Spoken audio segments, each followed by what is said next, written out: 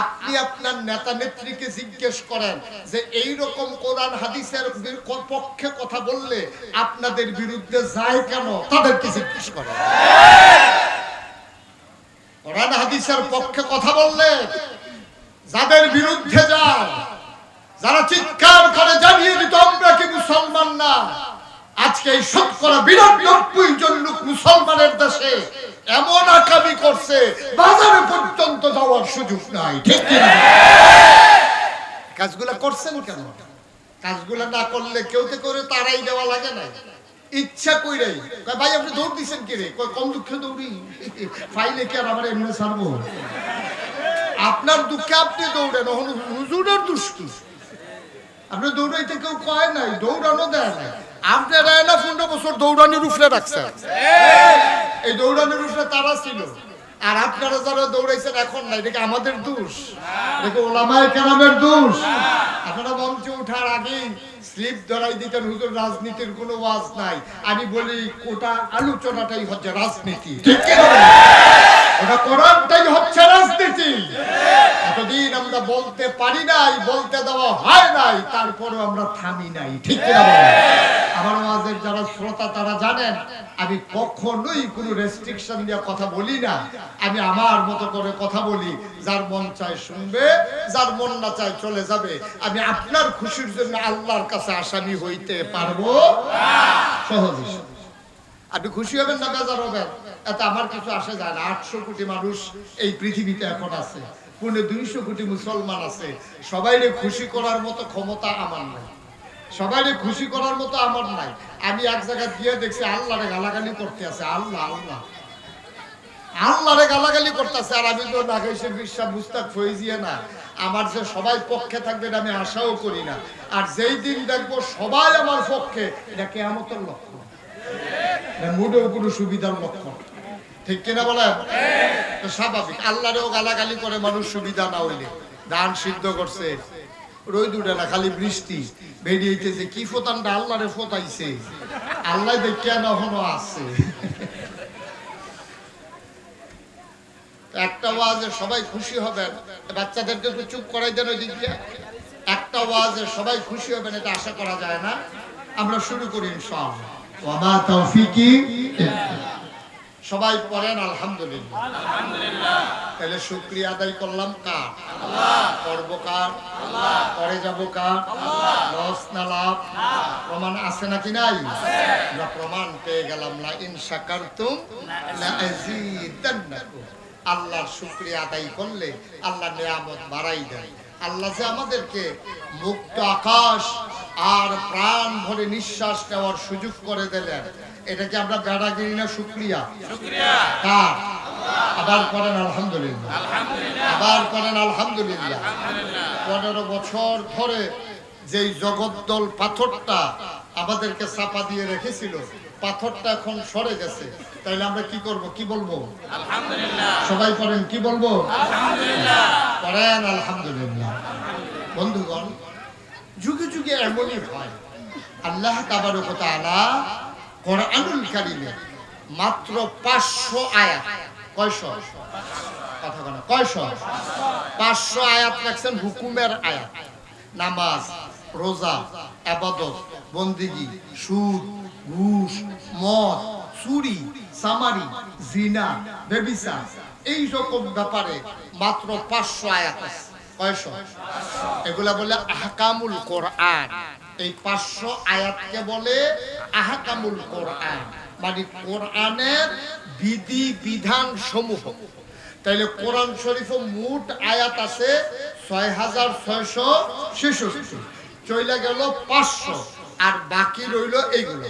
মারহাবা বলবেন না? ৫০০ গেলে ৬১৬৬, এই আয়াতগুলো বাকি রইল। আচ্ছা এইগুলাতে কি আছে?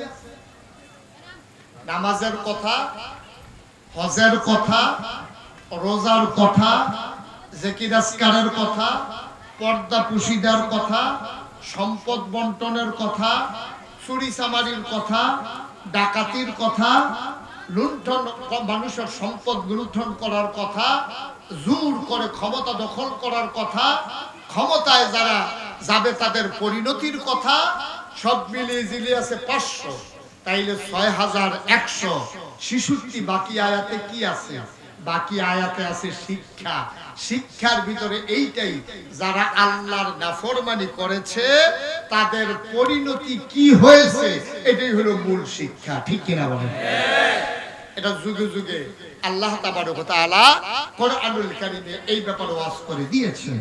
আর এই ক্ষেত্রে কোরআনের শিক্ষা নেওয়ার জন্য মৌলিক ফান্ডামেন্টাল একটা ডিসিশন আল্লাহ কোরআনে দিয়েছেন 21 পারায় সূরা আহজাবের প্রথম আয়াতে। আল্লাহ বলছেন ইয়া আইয়ুহান নবী, সুবহানাল্লাহ বলবেন না?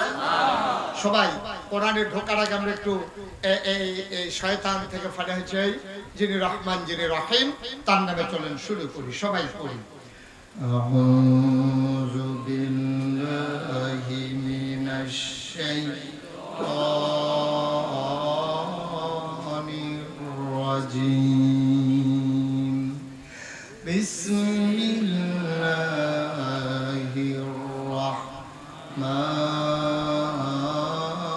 রাহমানির রাহিম। ইয়া আইয়ুহান নাবিয়্যু তাকিল্লাহ ওয়া লা তুতি'ল কাফিরিনা ওয়াল মুনাফিকিন। 21 পারায় প্রথম সূরা, সূরার নাম সূরা আহজাব, 73টা আয়াত, 9টা রুকু।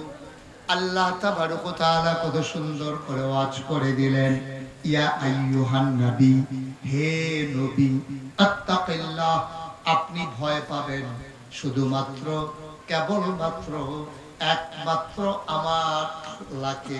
বলেন সুবহানাল্লাহ। আল্লাহ তাবারক ওয়া তাআলা আপনার মেনশন করলেন নবীকে, টার্গেট করলেন নবীকে, ডাক দিলেন ইয়া আইয়ুহান নবী, হে নবী। মুফাসসিরিনে কেরাম, মুহাদ্দিসিনে কেরাম, মুফতিয়ানে আহজাব, উলামায়ে কেরাম সবাই মিলে একমত হয়ে গেল, যদিও এখানে নবীজিরে ডাক দিছে, এই ডাকের ভিতরে বানসারামপুর আকানগর মাদ্রাসার প্রাঙ্গণে যারা আইছে এই ডাকের ভিতরে তারও সুবহানাল্লাহ বলবেন না? আমরা ডাক দিতে চাই বানসারামপুরের মানুষ, আল্লাহ ডাক দিতে আছে, সুবহানাল্লাহ বলবেন না? তাহলে আপনারা ডাক দিলে আপনি কি অমনোযোগী না মনোযোগী? ডাক দিছে কে? স্বয়ং আল্লাহ।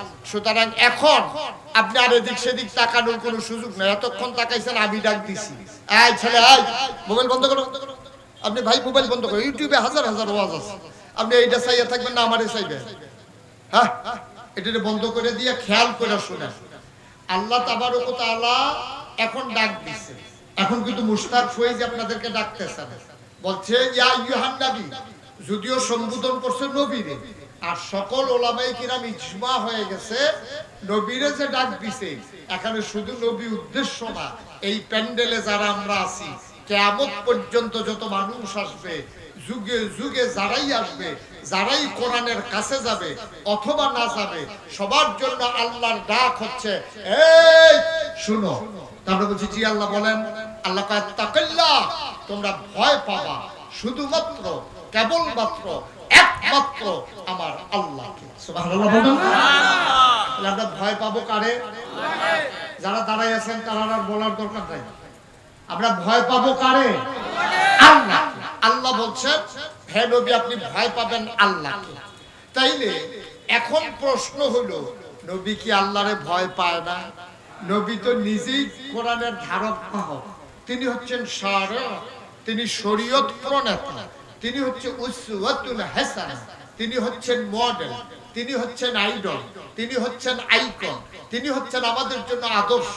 পৃথিবীতে আমার দেশের ছেলেরা মেয়েরা যারই ফ্যাশন মনে করো, যাকে আইডল মনে করো, তারা মনে করে ইন্ডিয়ার যারা নায়ক নায়িকা, ব্রাজিলের যারা খেলোয়াড়, আর্জেন্টিনার যারা খেলোয়াড়, তারা চুল কাটে কেমনে?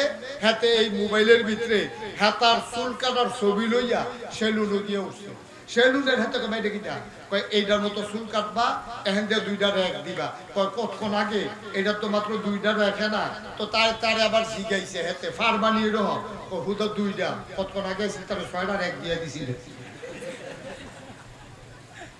রেখের লাগি আমার কাছে আইবেন, আমি রেখে বাবা 6 রেখ দিয়ে দিছি আর আপনি 2 রেখে না। এখন মনে হইতেছে ব্রাজিলের ব্রাজিলের প্লেয়াররা, খেলোয়াড়রা হয়ে গেছে আমাদের ছেলেদের কাছে আইডল, তারা হয়ে গেছে আমাদের কাছে আদর্শ। আমার মেয়েরা ওই ইংলিশ আর কি বলে ভারতের চ্যানেলগুলো ঘুরে ঘুরে ফ্যাশন শো গুলো দেখে দেখে ওরা নায়িকারা কোন ধরনের জামা পরে, কোন ধরনের ফ্যাশন করে, এটা আমার দেশের মেয়েদের কাছে ফ্যাশনের জিনিস হয়ে গেছে। অথচ কোন মুমিন মুসলমান তার এত বড় একজন ফ্যাশনেবল মানুষ, এত বড় একজন আদর্শ, যিনি নবী মুহাম্মদ রাসূলুল্লাহ সাল্লাল্লাহু আলাইহি ওয়াসাল্লাম, কেমন আদর্শ তিনি। আপনি কি কিছু বুঝছেন? আপনি হাইটা গেলে আপনার লগে বিড়ির গন্ধ পাওয়া যায় আধা ঘন্টা, রাস্তার একটা আপনার কাছে মাছিও যায় না বিড়ির গন্ধ, আধা ঘন্টা আপনি হাইটা গেলে।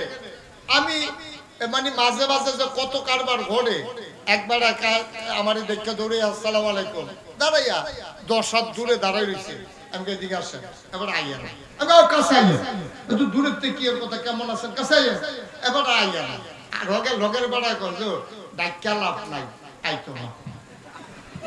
আমি সমস্যা কি, আমি ডাকতে আছি, এবার আইতো না, এবার আমার এদিকে দৌড় দিয়ে আইলো, এবার ওহন আইতো না গিরে, হুজুর বিড়িতে নাইছে, আপনি তো গন্ধ পাইয়া লাগে, আর লেগে এবার 10 হাত দূরে দাঁড়াই নিছি। আর আমার নবী, যেই নবীজি রাস্তা দিয়ে হেঁটে গেলে, মনে করেন আপনারা আকানগর গ্রাম দিয়ে হাইটা গেছে, 1 মাস পরে এক সাহাবা আসছে, আইসা দোকানদারে জিজ্ঞেস করে, ভাই এই রাস্তা দিয়ে কি নবীজি হাইটা গেছে? সুবহানাল্লাহ বলবেন না? কি বুঝলেন আপনি? কি বুঝলেন আপনি?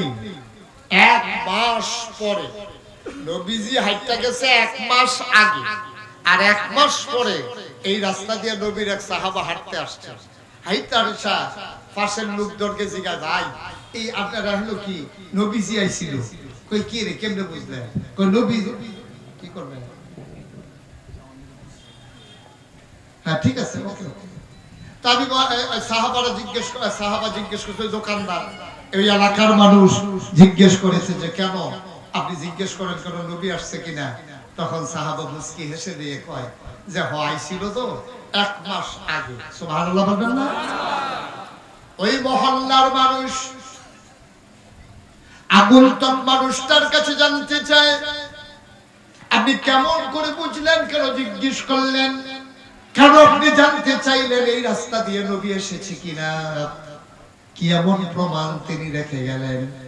সাহাবা চোখের পানি ছেড়ে দিয়ে কয়, এই 1 মাস আগে আমার নবী হেঁটে গেছেন, আর আজকে 1 মাস পরে আমি আসার পরে নবীর গায়ের জান্নাতি গন্ধ পাইতেছি।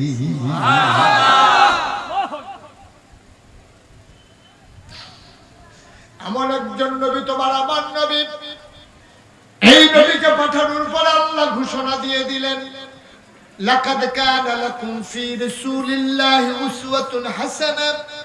এই নবী হইলেন তোমাদের জন্য মডেল, তিনি হইলেন আদর্শ, তিনি হইলেন নমুনা।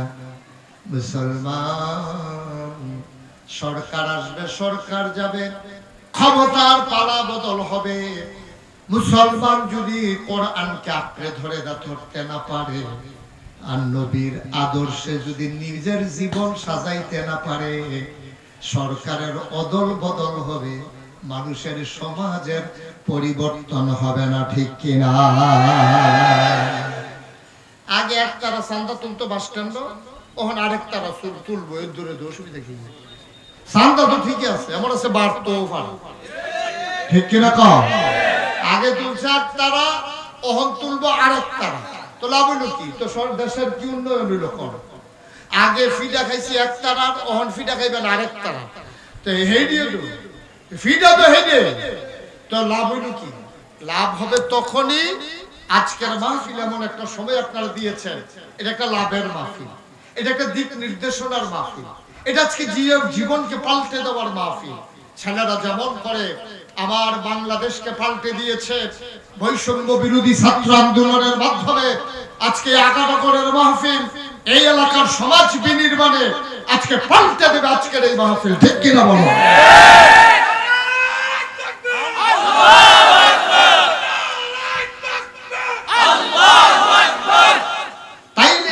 মাহফিলের সার্থকতা। নাইলে নাগেশ্বর হুজুরে আইছে, সব লোক চাইতে আইছে, এবার আর আগে দেখতাম ভিতরে, অহন বাইরে। এইটা চাইয়া কোনো লাভ হইত না।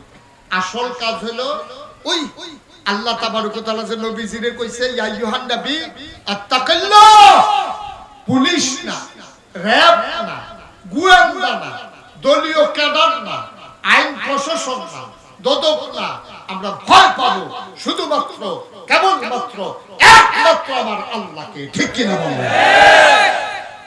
আর বাইরে আর কোনো ভয় নেই। বাঁচবেন কয় বছর? ওলামায়ে কেরামকে আমি বারবার বলেছি, এই বিপ্লবের পরে, দ্বিতীয় স্বাধীনতার পরে আমি ওলামায়ে কেরামদের বিভিন্ন কনফারেন্সে বারবার বলেছি, এতদিন বলেছেন যে সুযোগ নাই, কথা বলতে পারি না, আর আজকে সুযোগ পাওয়ার পরে যারা কথা বলবেন না, আল্লাহ তাদেরকে ছাড়বেন না। ঠিক কি না? একেবারে স্পষ্ট করে কথা বলবেন। সাদাকে সাদা বলবেন, কালোকে কালো বলবেন, লালকে লাল বলবেন, সবুজকে সবুজ বলবেন। এটা কে কি কইলো, এতে কি আসে যায়, এতে আপনার দরকার নাই। এক এলাকাত মাহফিল বাদ গেলে আরেক এলাকাতে যাবেন। আমার ওদের কত এলাকাত বাদ গেছে, কথা একটা মনে পড়ছে নাকি কইলি তা? আমি তো কোনো উচিত কথা কইতাম গিয়েও না, আমি তো একটা নর্মাল কথা কইয়া যা 15 বছর ধরে এই এলাকায় যেতাম পারি না। আমি গিয়া কথার কথা এমনি কইছি, যদি কেউ আপনারা যারা যারা হজেতে আইছেন, হজেতে আসার পরে যারা বউ নাই, তারা বয়স হইল বিয়া করে লাগে। কারণ আমার দৃষ্টিতে জুয়ান বয়সে বউয়ের যে দরকার, বুড়া বয়সের আরো বেশি দরকার। কারণ ফুতের বউয়ে আপনার ফ্যাশাবেল লুঙ্গি বদলাইলে এটা স্মরণ করবো, এবিডি জিয়েরও স্মরণ করবো, কিন্তু নিজের বউয়ের স্মরণ গিয়ে আমি যখন বুদ্ধি দিছি, আপনারা যারা বিশেষ করে বয়স হয়েছে অথবা হজের চাইছেন, ফইলা কারবার গড়াই লইবেন, আপনি একটা বিয়া করে লাইবেন। এই কথা কইছি পরে একবারে দিয়ে উঠতে আসতে করে জেগেছে। আমি তো আর বুঝছি না, ওয়াজ যে উফরে পড়ছে, এবার আস্তে করে জেগেতে আছে, গিয়াছে দুটো বোমা বমি হইতে আছে। আমি জিগেলাম কি তারে, কয় ওয়াজ একজনের উফরে পড়ছে। আমি কই তো কি তা কয়, কয় হ্যাঁ বাড়ায় আমরারে ধরছে। অবশ্যই এই হুজুরে এটা তোরা কইছ। আমি কইলাম আসলে এমনি কইছি, অক্কারে সত্য, আমি কেউ কথা শুনছিও না, জানিও না। এবারে বিয়া করছে নাকি তো আমি কেমন কয়া, এবারে বিলে কয়দিন আগে হজের তাইয়া আবার বিয়া করছে, আমার ওয়াজ এবারে রুফরে পড়ে বইছে। এবারে তখন ফলাফানের লোকে চিল্লা পাল্লা করতে আছে, আমি যে বিয়া করছি হুজুরে এটা জানলো কেমন। আর যত বছর আমি বাচ্চা থাকি, এই হুজুরে এই এলাকা কেমনে আইয়ে আমি চাইয়া দিতে আছি, আমি আর যাইতে পারি না। ফলাফাইতে যতবারে কয়, ও এটা তো হুজুরে অনেক বছর আগে কইছে, কয় লাভ বুঝিটা অহনো যখন আইব তোরা, আমি যখন মাহফিলও যা, তোরা আমার বেদ চাইয়া কি একটা আইস কম দিবি? কারণ এবার এটা উফরে ফুটে গেছে। তো এইটা উফরে পড়ো, উফরে পড়ো। আপনি বাইরে খালি থাকবেন আর ম্যাগ আইবো ভিজতেন না, আপনি দৌড় দিয়ে আউলিজ গেলে তো সাথে। ঠিক কিনা কও? আপনি সাথী ছাড়া বাইরে খালি থাকবেন, আর বৃষ্টি আইলো ভিজলেন কেন, বৃষ্টিরে ফদাইবেন। আপনার মতো নির্বুধ কি আছে নাকি? আমরা কারো পক্ষে বিপক্ষে না, কোরআন হাদিসের কথা বলে যাব। আপনি যদি কোরআন হাদিসের বাইরে থাকেন তাহলে লইয়া শুনবো। ঠিক কিনা কও? তার না আইয়া বললে তো সাথে। ১,৫০০ বছর আগে আল্লাহ আপনার কম ডাক দিছে, ডাক দিয়ে কইছে উদখুলু ফিস সিলমে কাফা। আল্লাহ ডাক দিয়ে কইছে, এই মুসলমান, এই বানসারা পুরো তারা করে আল্লাহ আপনি তো আসিয়া নকবিত্রাইও উদখুলু ফিস সিলমে কাফা, তোমরা পরিপূর্ণভাবে ইসলামের ভিতরে আইয়া পড়ো। এরপরে তো কেউ আইয়া না, কেউ আইয়া না। আরেক তারা করে কি, বাইরে অর্ধেকটা, ভিতরে অর্ধেকটা। জানাজার বেলা ইসলাম মানে, নামাজের বেলা ইসলাম মানে, ঈদের বেলা ইসলাম মানে, বুডের বেলা আর ইসলাম লাগে না। ঠিক কি?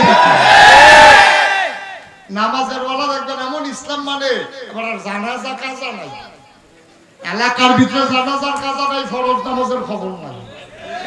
অধিকাংশ আমি দেখেছি, আমিও বাংলাদেশে থাই, আমি সৌদি আরব চাইছি না। আমি দেখছি আমরা দেশের নেতারা লুক ফিট করে রাখে, এলাকার ভিতরে কোনো জানাজার কাম লাগলে নেতারা দেখবেন দৌড়াইয়া হাজির, অথচ ফজরের নামাজ এদিন পড়ছে না। এরকম প্রমাণ আমার কাছে অসংখ্য আছে। এবার আপনারা কোন ফজরের নামাজের দাম বেশি না জানাজার দাম বেশি? কথা বলা কোনটার দাম বেশি? সারা জীবনের জানাজা যদি এক পাল্লির দেন আর ফজর নামাজের একটা সেজদা যদি এক পাল্লার দেন, সারা জীবনের জানাজার নামাজ দি ফজরের নামাজের কাছে বাড়িও হইতো না। ঠিক কিনা কও? কার দরা দিয়ে কুলাইতেন পারতেন না, বাটকারা ইট ইট দিয়ে ওইটা হোমার করুন যেত না। ঠিক কিনা কও? তাইলে আমার দেশের মানুষগুলো ফজরের নামাজের খবর নাই, জুহরের নামাজের খবর নাই, নেতায় জানাজার নামাজের লেগে ভাগো, আসলে এটা সোয়াবের লেগে না, এটা বুটের লেগে। ঠিক কিনা কও? ঠিক কিনা কও? এটি কোনো আল্লাহর সোয়াবের আশায় নামাজ না। সোয়াবের আশায় যদি নামাজ পড়তো তাইলে এবার 5 ওয়াক্ত ফরজ নামাজ আগে পড়লই, ফাললে জানাজা পড়লই, না ফাললে নাই। ঠিক কিনা কও? আর আমরা তারা বুঝে না কোনটা দিয়া কোনটা, কোনটা দিয়া কোনটা, এটা আমরা তারা বুঝে না। নোয়াখালী হুজুর যে ওয়াজ করতে আইছে, হুজুর আইয়া ওয়াজ করতেছে, সিহুন সিহুন কথা কয়, মানুষ কয় এই হুজুরে তো সব জানি না, হুজুরের সিহুন বুদ্ধি ভালো। তো হুজুর মাহফিলের ভিতরে একজনে জিজ্ঞাসা, হুজুর আপনি যেমনে জানাজা লইয়া ফরজ নামাজ লইয়া যেমনে ওয়াজ করতে আছে, আমরা কি আর লেগে জানাজা ফরজ নাই? হুজুরে কও আমি তো না করছি না, তো জানাজা পড়বেন, তবে জানাজা না পড়লে এত গুনাহ হইতো না। যদি সমাজের তারা পড়ে আপনি উদ্ধার হয়ে যাবেন, পড়লে সওয়াব পাইবেন। এই গ্রামের যদি 50 জনে পড়ে 5000 লোক থাকলে তারা আর গুনাহগার হইতো না। আর ফরজ নামাজ মায়ে পড়লে বাপের ছাড়ত না, বাহে পড়লে মার ছাড়ত না, ফুতে পড়লে আব্বার ছাড়ত না, জিয়ে পড়লে মার ছাড়ত না, ফির সাহেবে পড়লে মুড়ি কত তারিখ ফেল বাইরে জিগিতে আছে কই ও তো বিপদে পড়লাম। ওহন আমরা দেশে তো ফির সাহেবে পড়লে মুড়িদের নামাজ লাগে না, এরপরে ফির সাহেবে পড়লে না মুড়িদের লাগে না। আবার এইরকম আছে ফির সাহেবেরও লাগে না, মুড়িদেরও লাগে না। আসেনি রে ওয়াজ কি সব উঠে পড়তে আছে? ওখানে কেডা কইছিল আমারে আনতি যেটা সারা করে সেটা দেবো করে নমুনা কাটা করছে। তো সেইটা আগে কইয়া লই, ওই জানাজারটা ফরজ এটা কই লইতাম আগে, মার হাবা কয় না। তো হুজুর যখন জিজ্ঞাসে কথা মনে আছে নিও যে হুজুর আপনি যেমন জানাজার ফরজ বুঝাইতে আছে, তা আমরা কিন্তু জানাজা তার মানুষ হইতো না। হুজুর গাও আমি কি না করছিনি, তবে ফরজটা ঠিক রাখেন, ফজর নামাজটা পড়িয়া জানাজা পড়েন, জুহরটা পড়িয়া জানাজা পড়েন। আমি তো না করছি না জানাজার লেগা। একবার ফালতু উঠা হুজুর আপনি জানাজাটা যেমন হালকা মনে করতে আছে, এটা কি বেশি হালকা? না এটা মোটামুটি আছে, চলতে আছে। এবার হুজুরে জিজ্ঞাসা, হুজুর কয়টা এরকম মনে করেন নফল মুস্তাহাব, তারপরে এই যে ফরজে কিফায়া কইলেন, এটি কয়টা একখানো মিলাইলে আমরা ফরজের নামাজ একটা মিল করতাম ফারাম, এরকম দূর বুঝাইয়া কইয়া যান, ফজরের নামাজ ছুটলেও হেডি দিয়া যেন সমান সমান করতাম পারি। রানা জীবন ওয়াজ করলাম, এইরকম প্রশ্ন ধরুন ছিলাম না। ওই এই হুজুর মতো হুজরাত ফললে এইটা হয়, বিজাত ফললে এইটা হয়, আরেকটা উঠটা কয় ফেহে ফানিয়ে ফললে কি হয়? হুজুরে দুইটা কইছে এরকম, হুজুর আপনি যে কইলেন ফরজের অনেক দাম, তো সবজি মিলেও কি একটা ফরজ করতাম পারতাম না? হুজুরে কয় শুনেন ভালো কথা মনে করছেন, আপনাদের এদিকে সুপারি গাছ আছে? কয় হ। কয় আছে তো? আচ্ছা এবার আপনারা আমি জিগাই নারিকেল গাছ আসেনি? কয় হ আছে। তো আপনারা যে জিগাইলেন কয়টা সুন্নত মিলাইলে কয়টা নফল মিলাইলে একটা ফরজ হয়, তাইলে আপনারাই কয়টা সুপারি গাছ মিলাইলে একটা নারকেল গাছ হয়? 1 কোটি সুপারি গাছ মিলাইলে একটা নারিকেল গাছ যেমন বানানো যাবে না, সারা জীবনের নফল গুলা মিলাইলে একটা ফরজ বানানো যাবে না, যাবে না, যাবে না। ঠিক কিনা? মুসলমান মন দিয়ে শুনুন, আল্লাহ তাবারক ওয়া তাআলা সুন্দর করে ডাকে যখন নবীকে বললেন, এই নবীর ডাকের আওতায় আমরা পড়ে গেলাম। আল্লাহ বলেন ইত্তাকিল্লাহ, ও নবী আপনি ভয় পাবেন আল্লাহকে, শুধুমাত্র কেবলমাত্র একমাত্র আল্লাহকে। ওয়ালা তুতিল কাফিরিন ওয়াল মুনাফিকিন, কাফের আর মুনাফিকদের কখনো অনুকরণ করা যাবে না, যাবে না, যাবে না। বলেন সুবহানাল্লাহ। এই কথা আমি মুশতাক ফয়জিল্লাহ, এই কথা স্বয়ং আল্লাহ। সুবহানাল্লাহ বলবেন না? জোরে বলবেন না সুবহানাল্লাহ? বন্ধুরা আমার, ভাইরা আমার আল্লাহ রাব্বুল আলামিন এই ভয়ের কথাটা যখন বলে দিলেন, এই ভয়ের আওতায় আমরা পড়ে গেলাম। এখন আমাদের অন্তরে আর কারো ভয় রাখা যাবে না। অন্তরে ভয় থাকবে শুধুমাত্র কেবলমাত্র একমাত্র আমার আল্লাহ রাব্বুল আলামিনের। আল্লাহ ছাড়া মুমিন মুসলমানের অন্তরে আর কারো ভয় থাকতে পারে না। এই জন্যই বলছিলাম, আমরা তো এমন একজন নবী পাইছি, যেই নবী হলেন আমাদের জন্য উসওয়াতুল হাসানা। তিনি হচ্ছেন মডেল, তিনি হচ্ছেন আদর্শ, তিনি হচ্ছেন নমুনা। এবার আপনাদেরকে বলি, নবীর মাথায় ওনার চুল মুবারক ছিল নাকি ছিল না? কথা বলেন, বুঝা শুনে বলেন। নবীর মাথায় চুল ছিল নিও? কথা কয় না, চুল ছিল নি? উনি পাঞ্জাবি গায়ে দিছেনি? ওনার দাড়ি ছিল কিনা? তাইলে ওনার দাড়ি মুবারক ছিল, ওনার চুল মুবারক ছিল, ওনার পাঞ্জাবি গায়ে ছিল, ওনার পরনের লুঙ্গি ছিল, উনি হাসতেন, ওনার দাঁত ছিল, উনি কথা বলতেন, ওনার জিহ্বা ছিল, ওনার সব কিছু ছিল।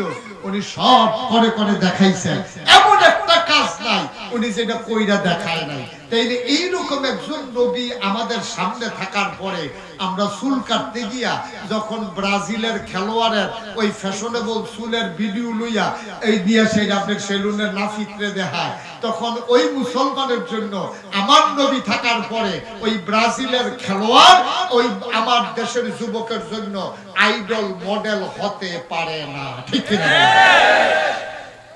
আমার দেশের মুসলমান আমরা যারা ৯২ জন লোক মুসলমান, আমাদের আদর্শ হচ্ছে নবীজি। আমাদের উনি যেমনি চুল কাটছে আমরা এমনি চুল কাটবো, উনি যেমনি দাড়ি রাখছে আমরা এমনি দাড়ি রাখবো, উনি যেভাবে পাঞ্জাবি গায়ে দিছে আমরা এভাবে পাঞ্জাবি গায়ে দেব, উনি যেমনি টুপি পরছে আমরা এমনি টুপি পরবো। উনি গোল টুপি পরছে না লম্বা টুপি পরছে, উনি কি সেলাই ছাড়া পরছে না সেলাই করুন না পরছে, উনি কি ফাঁস করলি পরছে না এক বেড়া দৌড় না পরছে, উনি কি কাজ করুন না পরছে না কাজ ছাড়া করে পরছে, এইটা নিয়ে আপনার বিভেদের, এইটা নিয়ে আপনার আলোচনা, এইটা নিয়ে আপনার কথা বলার কোনো দরকার নাই। ঠিক কিনা বলেন? কথাটা ঠিক কিনা? এখন উনি গুস্ত দেওয়া তরকারি রুটি খাইছে, নবীজি গুস্ত পছন্দ করতেন, গুস্ত দিয়ে রুটি খাইছে। আচ্ছা কি গুস্ত এটা আপনি জিজ্ঞাসা পারেন, এটা কি গরুর গুস্ত না ভেড়ার গুস্ত না ছাগলের গুস্ত, এটা বলতে পারেন। আপনি যদি আবার এটা যান উনি গুস্ত কি দিয়ে রাখতো, কি কি মুসলমান দিছে, এগুলো আপনার দরকার নাই। উনি গুস্ত পছন্দ করতো, আপনিও গুস্ত পছন্দ করেন।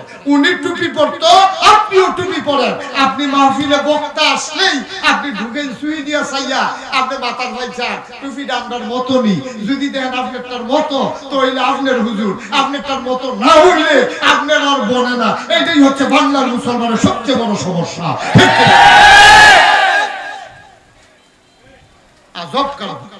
আজব কারবার কি? ওহন মুসলমান সিনে টুপি দিয়া, ওহন মুসলমান সিনে পাঞ্জাবি দিয়া, ওহন মুসলমান সিনে নমুনা দিয়া না, এটা দিয়া মুসলমান সুরতের চাইতে মনে রাখবেন সিরতের দাম কোটি গুণ বেশি। সুরত সহজ, আপনি একবারে দাড়ি রাখছেন না, মনে করেন ১ মাস যদি আপনি দাড়ি না কামান তো এটা দাড়ি হবে।